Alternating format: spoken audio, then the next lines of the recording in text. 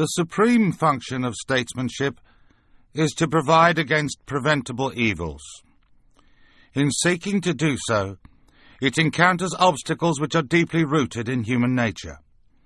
One is that by the very order of things, such evils are not demonstrable until they have occurred.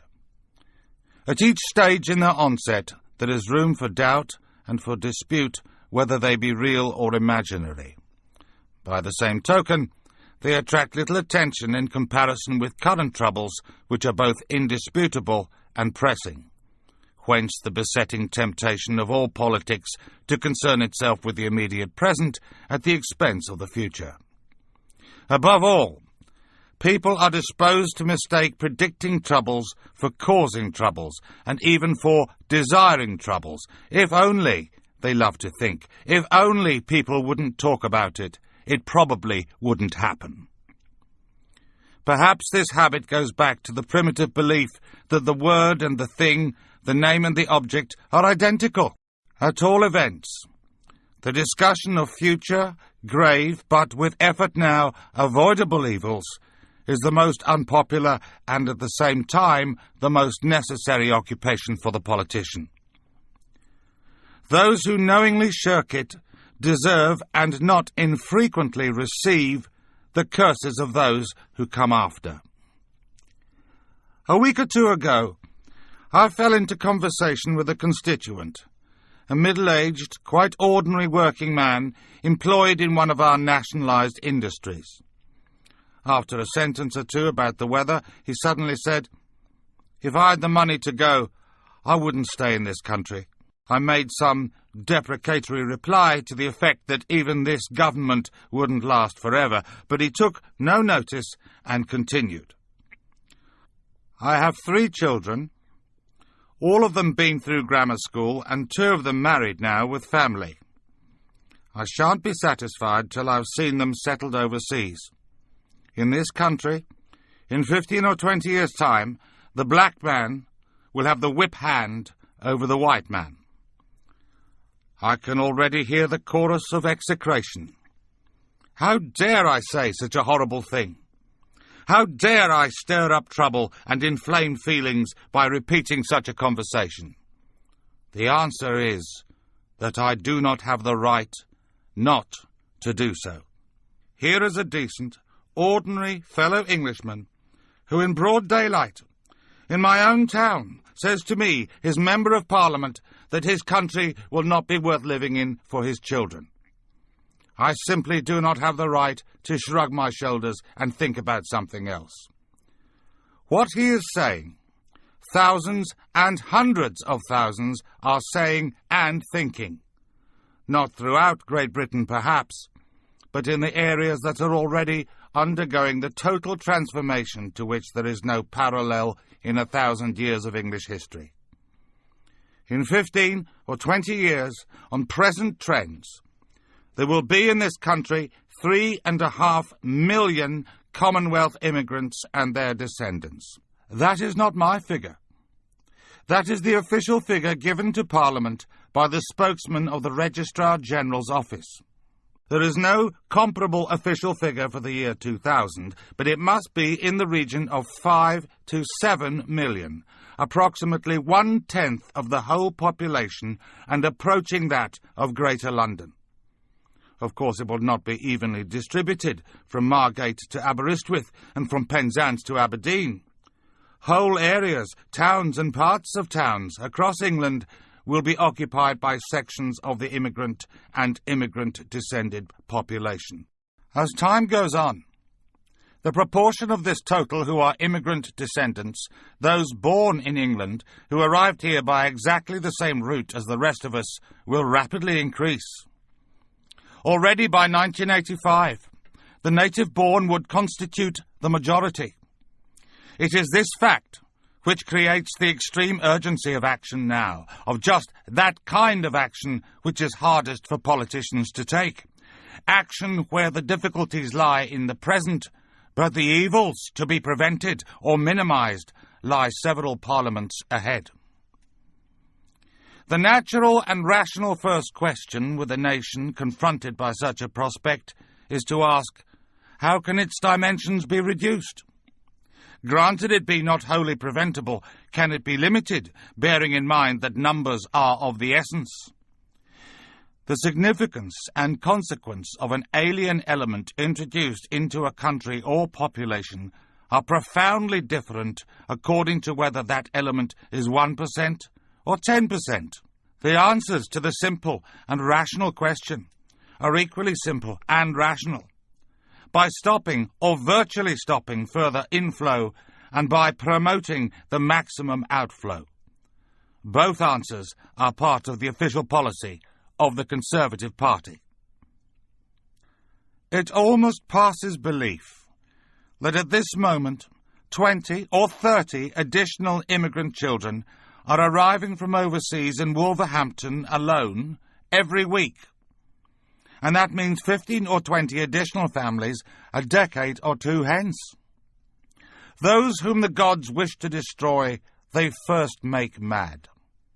We must be mad, literally mad, as a nation, to be permitting the annual inflow of some 50,000 dependents, who are, for the most part, the material of the future growth of the immigrant-descended population. It is like watching a nation busily engaged in heaping up its own funeral pyre. So insane are we, that we actually permit unmarried persons to immigrate for the purpose of founding a family, with spouses and fiancés whom they have never seen. Let no one suppose that the flow of dependents will automatically tail off. On the contrary, even at the present admission rate of only 5,000 a year by voucher, there is sufficient for a further 325,000 dependents per annum ad infinitum, without taking into account the huge reservoir of existing relations in this country. And I am making no allowance at all for fraudulent entry.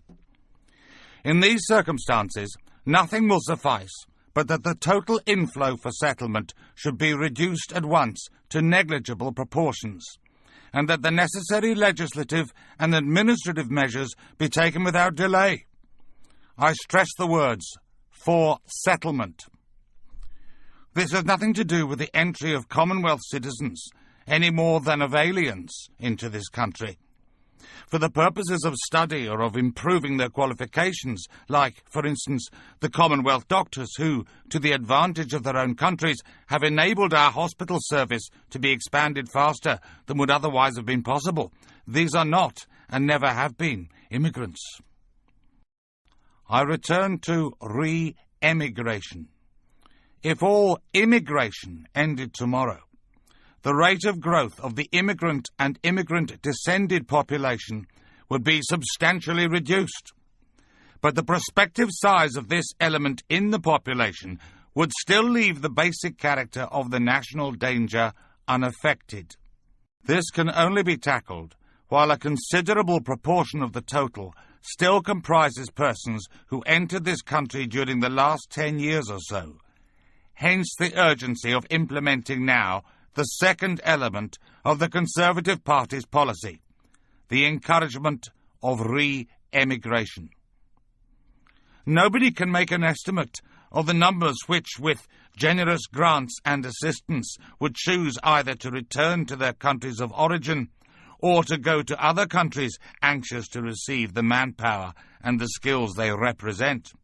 Nobody knows, because no such policy has yet been attempted. I can only say that even at present, immigrants in my own constituency from time to time come to me asking if I can find them assistance to return home. If such a policy were adopted and pursued with the determination which the gravity of the alternative justifies, the resultant outflow could appreciably alter the prospects for the future.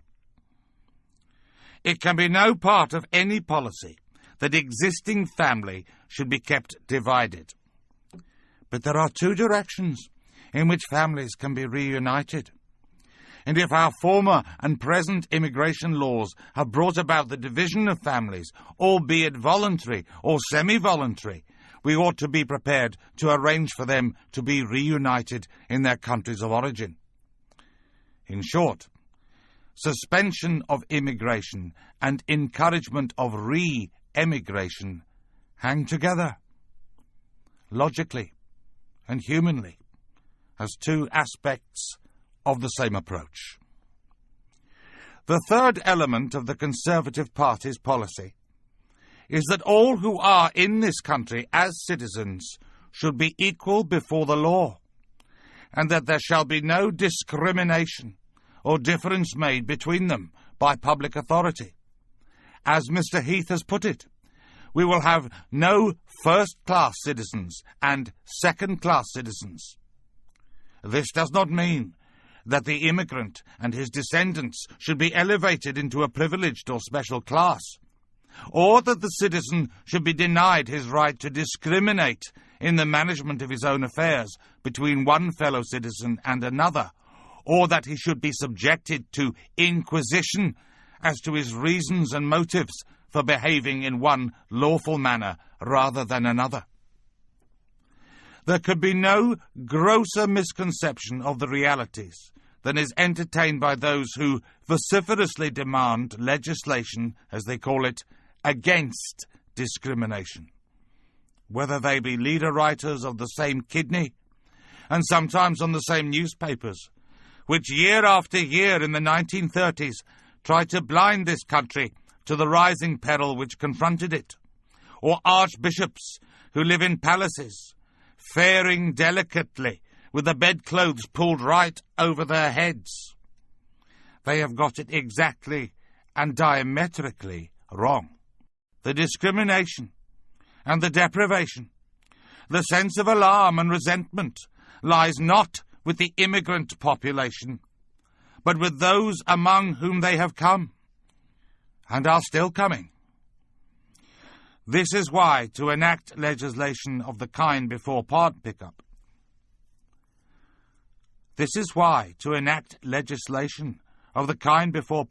at this moment is to risk throwing a match onto the gunpowder. The kindest thing that can be said about those who propose and support it is they know not what they do. Nothing is more misleading than comparison between the Commonwealth immigrant in Britain and the American Negro. The Negro population of the United States, which was already in existence before the United States became a nation, started literally as slaves, and were later given the franchise and other rights of citizenship, to the exercise of which they have only gradually and still incompletely come. The Commonwealth immigrant came to Britain as a full citizen, to a country which knows no discrimination between one citizen and another, and he entered instantly into the possession of the rights of every citizen, from the vote to free treatment under the National Health Service. Whatever drawbacks attended the immigrants, and they were drawbacks which did not and do not make admission into Britain by hook or by crook appear less than desirable, arose not from the law, or from public policy, or from administration, but from those personal circumstances and accidents which cause, and always will cause, the fortunes and experience of one man to be different from another's. But while to the immigrant, entry to this country was admission to privileges and opportunities eagerly sought, the impact upon the existing population was very different. For reasons which they could not comprehend, and in pursuance of a decision by default, on which they were never consulted, they found themselves made strangers in their own country. They found their wives unable to obtain hospital beds in childbirth, their children unable to obtain school places, their homes and neighbourhoods changed beyond recognition, their plans and prospects for the future defeated. At work, they found that employers hesitated to apply to the immigrant worker the standards of discipline and competence required of the native-born worker. They began to hear, as time went by, more and more voices which told them that they were now the unwanted. On top of this, they now learn that a one-way privilege is to be established by Act of Parliament, a law which cannot and is not intended to operate to protect them or redress their grievances, is to be enacted to give the stranger, the disgruntled, and the agent provocateur the power to pillory them for their private actions.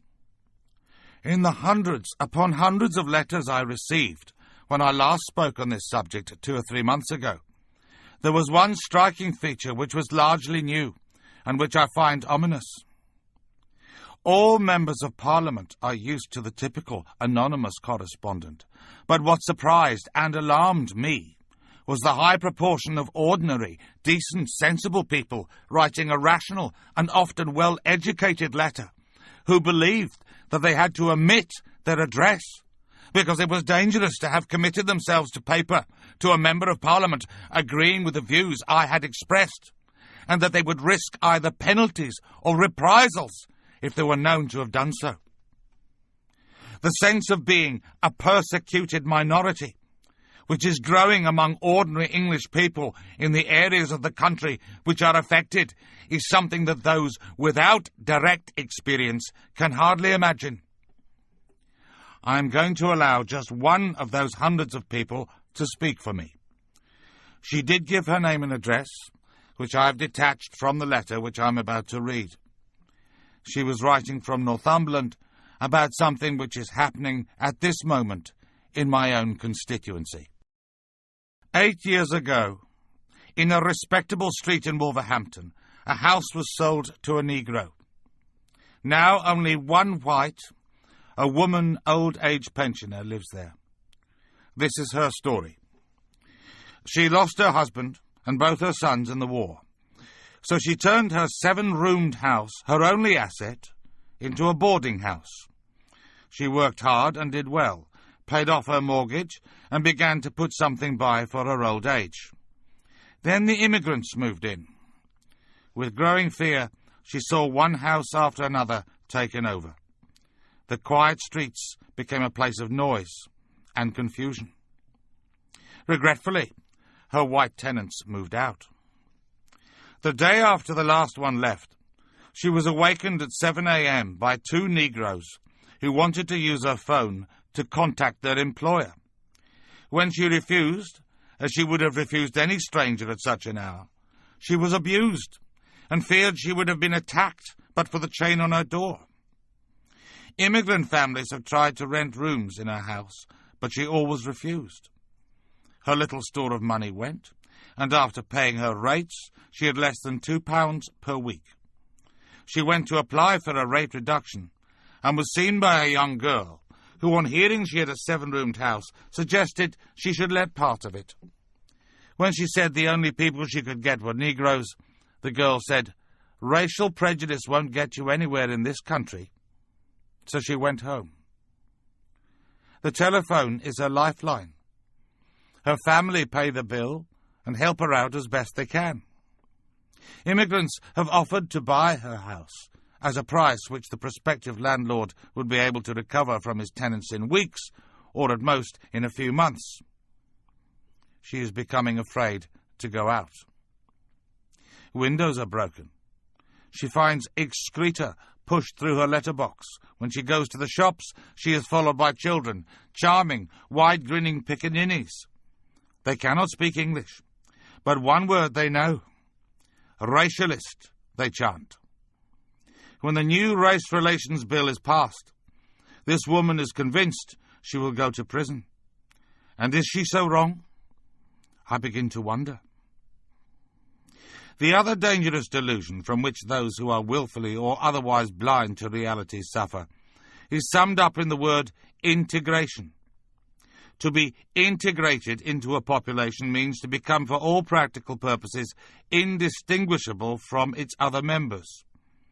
Now, at all times, where there are marked physical differences, especially of colour, integration is difficult, though over a period not impossible. There are among the Commonwealth immigrants who have come to live here in the last 15 years or so many thousands whose wish and purpose is to be integrated and whose every thought and endeavour is bent in that direction. But to imagine that such a thing enters the heads of a great and growing majority of immigrants and their descendants is a ludicrous misconception, and a dangerous one to boot. We are on the verge here of a change. Hitherto, it has been force of circumstance and of background which has rendered the very idea of integration inaccessible to the greater part of the immigrant population, that they never conceived or intended such a thing, and that their numbers and physical concentration meant the pressures towards integration which normally bear upon any small minority did not operate. Now we are seeing the growth of positive forces acting against integration, of vested interests in the preservation and sharpening of racial and religious differences, with a view to the exercise of actual domination, first over fellow immigrants, and then over the rest of the population. The cloud no bigger than a man's hand that can so rapidly overcast the sky has been visible recently in Wolverhampton, and has shown signs of spreading quickly. The words I am about to use, verbatim, as they appeared in the local press on 17th of February, are not mine, but those of a Labour Member of Parliament who is a minister in the present government. The Sikh community's campaign to maintain customs inappropriate in Britain is much to be regretted. Working in Britain, particularly in the public services, they should be prepared to accept the terms and conditions of their employment. To claim special communal rights, or should one say rights, leads to a dangerous fragmentation within society. This communalism is a canker. Whether practiced by one colour or another, it is to be strongly condemned. All credit to John Stonehouse for having had the insight to perceive that, and the courage to say it. For these dangerous and divisive elements, the legislation proposed in the Race Relations Bill is the very pabulum they need to flourish. Here is the means of showing that the immigrant communities can organise to consolidate their members, to agitate and campaign against their fellow citizens, and to overawe and dominate the rest with the legal weapons which the ignorant and the ill-informed have provided. As I look ahead, I am filled with foreboding. Like the Roman, I seem to see the river Tiber foaming with much blood. That tragic and intractable phenomenon, which we watch with horror on the other side of the Atlantic, but which is interwoven with the history and existence of the states itself, is coming upon us here by our own volition and our own neglect. Indeed, it has all but come. In numerical terms, it will be of American proportions long before the end of the century. Only resolute and urgent action will avert it even now. Whether there will be the public will to demand and obtain that action, I do not know. All I know is that to see and not to speak would be the great betrayal.